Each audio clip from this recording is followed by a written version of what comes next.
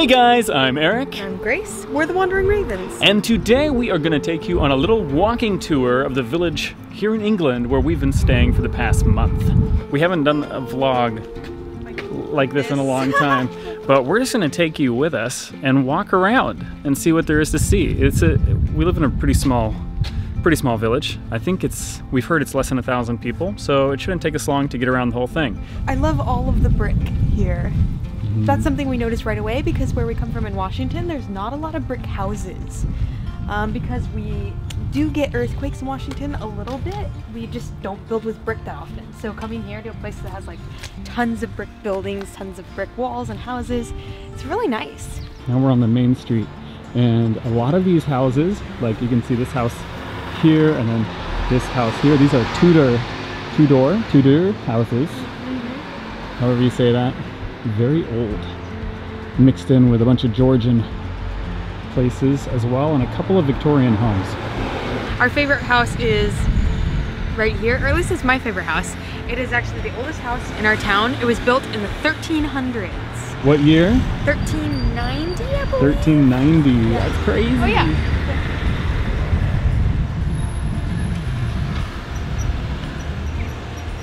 Wow. So very old house. Very old house. They put up banners through the town. They put them up the week we arrived. So I thought that they were just for like a festival that they were having that week, because they were having a food festival, but they've just left them up. So it turns out it's just when summer comes, so do the decorations. Way back in the day, this was an old stables thing where they'd bring carriages through here. This was a stables thing. I'm so good at this. It was a stable. The cool thing about these is that we found out, I didn't know this before, but we found out that these were made with a thing called wattle and daub. And what that is, it's where they take all the sticks, you know, and they weave the sticks together and put paste, like a mud, over the top. And the mud was made out of straw and dirt and manure. But it's incredible how long it lasted. Here it is. Yeah, you can see it. Yeah, so you can see all the sticks like interwoven. Fun fact, we found out that jaywalking is not a crime here. Unlike in Seattle, where jaywalking will get you a $60 fine, jaywalking is not a crime here, so that's what everyone does. This is Grace's favorite street. Yes. 잠시만요.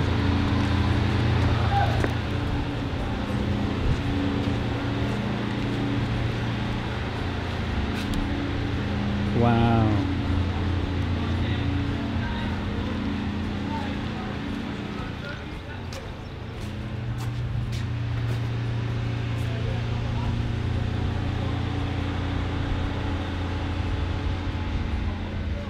Welcome to my neighborhood. I live here. Just kidding, I don't. But I wish I did. It's been incredible to be staying in a place with all of these old houses and all this history so close to us, because coming from the States, the oldest house that I've ever stayed in was 100 years old. But here, every single house in this town is at least 100 years old, and the majority of them multiple hundreds of years old. It's incredible. We're gonna take this opportunity to tell you some stories.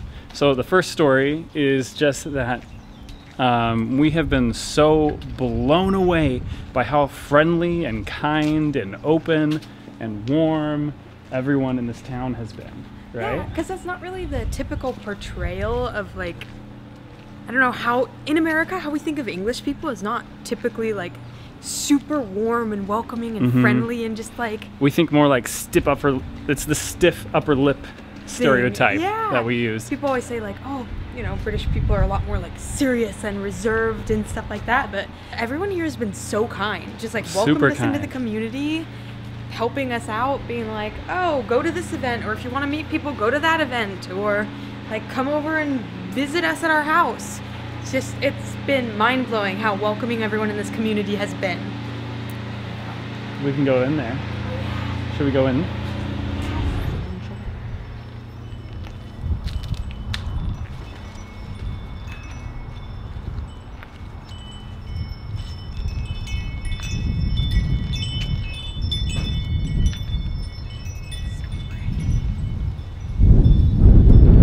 Oh, you should tell us tell our friends about tea time at the oldest house in the village. Oh yes. So the reason why that house is my very favorite house is because we got invited there to tea as well.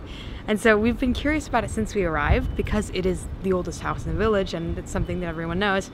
So I've been curious about it, and then we actually met the guy who lived there.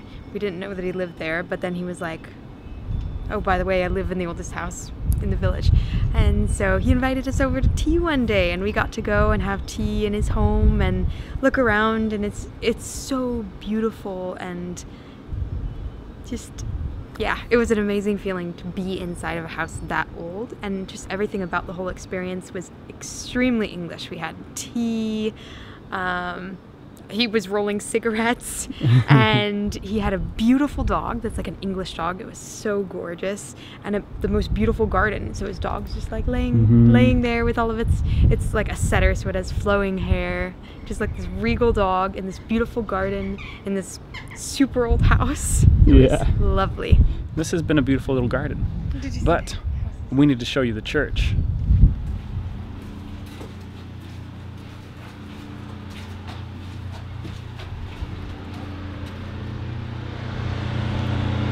Something that we don't have really in America is the Anglican Church. But here in England, you know, Church of England, Anglican Church, we wanted to try it. And also the oldest church in town is an Anglican church. That's the church that we've been attending for the last 4 weeks while we've been here. And that has been a really fun experience. Doing a church service with a liturgy was very new. Neither of us had ever done that before. This is a lot of standing and sitting and then standing and sitting again. And you have your little tiny liturgy book. It's literally, the book is like that big. Yeah. It's really tiny. You have to like swipe through the pages to find where you're reading. The scriptures and the prayers and everything. Yeah. We had no idea what an Anglican church service was like, or what Anglican people were like. And when we walked in, the greeters were super kind. Lizzie, the main lady, was very kind. Everyone was incredibly warm and greeted us after the service. Tons of people came up and said hello. We had tea with the vicar who led the service for that morning, and he invited us to his house to have lunch at his house afterwards. He said they were having Go ahead. What do you call it? A cheese and bread luncheon? Yes. Cheese and bread luncheon. So we went to the vicar's house for a cheese and bread luncheon, and that was a really cool experience too, because he's in a massive Victorian Victorian home. Yeah. So also has the most gorgeous garden. Like, everyone here has such beautiful gardens. I'm bringing this home when we we're gonna do gardening. Yeah, we're gonna have a massive garden like that. So church, and then here we have one of our favorite cafes, Cafe Venue. It's a great French cafe with really good avocado smashed toast. That's another one of our favorite cafes. Really, every cafe in this town is one of our favorite cafes. But the people at this cafe were so nice. So a stereotype about British people that we have in America is that British people go to pubs a lot. And that's true. Because it's so true. It's crazy. We live, this town has, like I said, about 1,000 people, less than 1,000 people in it, and there are 13 pubs, or so it's been told to me. Yeah, 13. Yeah. Of course, there's got to be something named after Shakespeare. We got another pub right here, and then we got another one here, and another one here, and then down this road and around the corner there's another one. Have you been to a pub? Have we? Yes. We have, right? Oh, we went on a pub crawl. Yeah, of course we've been to a pub. Sorry, I just couldn't even remember that night. You know, with our non-alcoholic ginger beer and things like that. Being England, we have to have a red phone booth. Or two. Or two. Yes. We'll be back. Are you ringing home? I'm ringing home. Have a good time. I know you guys have always wondered what the inside of a red phone booth looks like, and now you know. Wow, this is exciting. Here's another pub. Do you have anything to say about that one? Orange Maple. It's the cutest one. It's my favorite one. And they have a lot of gluten-free stuff. What is it? It is a tea house? Yeah, it's a little cafe. Yeah, it's a little cafe. Should we get tea? We should. It's so cute. Do you guys mind if we take a quick impromptu tea stop? They don't mind. They don't mind.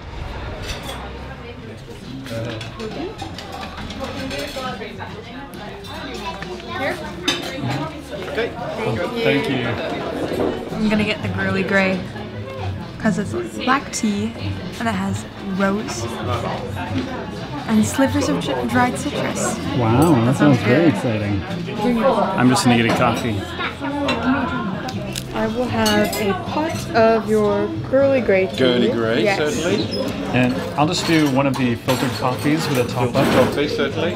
We were wondering about the carrot cake. Is the carrot cake gluten-free? The carrot cake is the gluten-free one. Oh yeah, we'll do one of those. One of those, okay. 2 forks? Yes, please. Yeah. Thank you. Thank you. Thank you so much.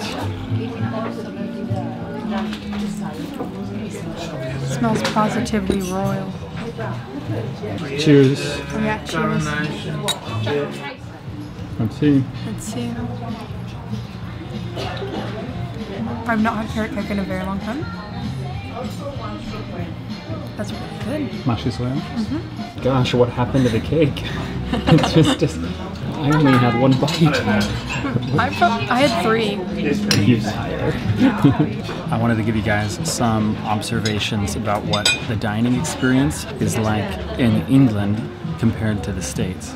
It's kind of a mashup, actually, between the States and Korea. It's like a middle ground, because in the States, people pay so much attention to you when you come in. And in Korea, people pay no attention to you, and you literally have to call them over. And here in England, it's like right in the middle. Like, people don't really pay that much attention to you, but they also don't completely neglect you at the same time. What do you think? Yeah, I would definitely agree with that. Because in the States, when a table sits down, they expect their server to be there within 30 seconds. Like, it's actually a thing. I've been a server. Otherwise, they'll be like, our server neglected us. It took like 5 minutes. Here, we came in, we sat. It's a lot slower. I think things are not as fast-paced. I think America is unique, though, in its fast-paced culture, maybe. Just coming here, we had to wait about 5 minutes to get served. Not even to get served, just for them to come over and ask what we want, basically. Yeah, about 5 minutes for the first contact. Other differences? Of course, portion sizes are smaller. Yes, yeah, they are. Like, definitely smaller. Not quite on a Japan level, though. Yeah. Okay, so if American's that big, English is probably more like that big. And then, what about Japanese? Oh, well, Japanese is like this. Japanese Wait, is like... right. There we go. Yeah. Fun fact, when we were in Japan, whenever we go out to eat, we'd literally order 3 entrees because 1 entree apiece wasn't enough. We'd have to each order 1 and then order a 3rd one to split. And we'd still be hungry. Another difference between American cafes and coffee shops and English cafes and coffee shops is that English ones all have alcohol, just in case you want a shot of rum with your coffee. Rum and coffee. Rum and coffee. That's probably a thing. We don't drink, so we don't know if rum and coffee's a thing. Drop it in the comments and tell us how it tastes. Okay, back on the street.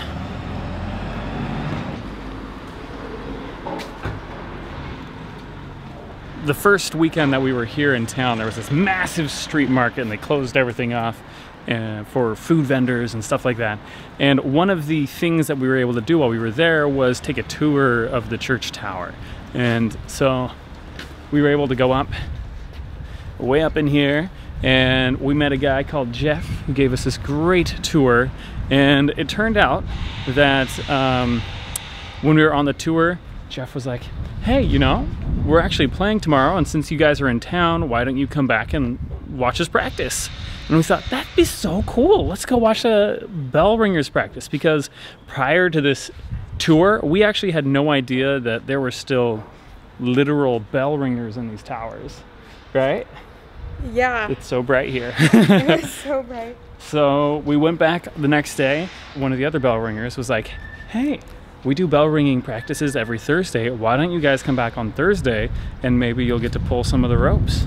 And so we did. And we went back on Thursday and we got to pull some of the ropes. We've gone back every Thursday since then. Yeah. And joined their little community. All the bell ringers have been so friendly, super friendly. the clangers, as they call themselves. Yes. Yeah. Oh, look at this. See, you never know what you're gonna find in a little town like this. Everywhere you look, there's a picturesque little hallway. It's like a postcard. It's like every time you leave your house and step out of your front door, you're walking into a postcard. Well, this is Butter Street, because as it's been told to me that this street used to be famous for making butter. These are such old houses, but look at this. You get to see how wonky this is. Look at this window. It's like straight and then boop. Also, roofs. The roofs. Look at these roofs. You're like look at this. The front of this building. It's not straight. It's crooked. on every Butter Street, you must have a milk churn cottage. Yes. I love it. But I wasn't done talking about the bell ringers, because I just got to say, like, if any of you guys watching this are the bell ringers, we genuinely made so many great memories and had so many great conversations with you all up in the tower, and those are memories that we, these two Americans, are going to treasure with us for the rest of our lives. And we felt very touched and just moved that you guys would be so welcoming and opening and wanting us to come join your bell ringing club for even just the month that we were there, and even invited us into your homes as well. Yeah. It was so much fun. Everything, every part of it. Mm-hmm. Fun fact, for those of you who don't know, this actually shocked me, but when you're up in a tower and you're ringing the bells, the tower actually moves. Because you look at that big stone thing and it looks pretty rigid, but the bells actually weigh so much that the tower itself moves a bit. We're back where we started. It's been a long walk around town. I hope you guys enjoyed that little peek at this village where we've been staying. If you guys are in England, while you're visiting Stratford-upon-Avon, yeah, also stop over in Ulster, because it is a really cool town. Yeah, we are just 7 miles away from Stratford-upon-Avon, which is Shakespeare's birthplace, for all you Shakespeare fans out there. So this is a very well situated town if you ever want to visit. And then I've got to say a fun story too, just so you know about the name. When you look at the way it's spelled, it looks like Alcester. That's what we were saying that for the longest time. Alcester. Yeah, but really you pronounce it Ulster. Ulster. What's the example you had? It's like holster. Yeah, that's it. But without the H. Holster without the H. Ulster. So this is Ulster. That wraps up this video. We are done with this tour of Ulster. I hope you guys enjoyed it. If you did, go ahead and hit that like button so that YouTube shows this video to more people. And subscribe so that you can join the Wander Crew. Yeah, and if you like this style of video where we just wander about and talk about a place, let us know. This isn't typically what we do. Isn't typically what we do. This is a different format for us. So if you like it, thumb it up, let us know, and we'll make more of these. Yes. Okay, are we done? Yes. We're done. Bye.